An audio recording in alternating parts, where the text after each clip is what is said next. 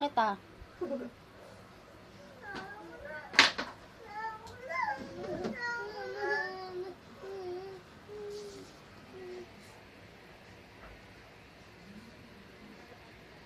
Lo, pangit unggoy. Inarte oh. Ay mo bus itong pagkain mo? Ha?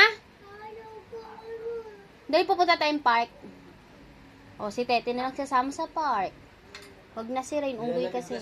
Ha? Nilalamig. O, dali na sa higaan. O, maghugas ka ng kamay dali.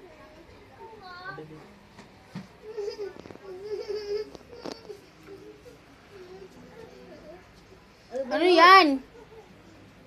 Yanse. Isa!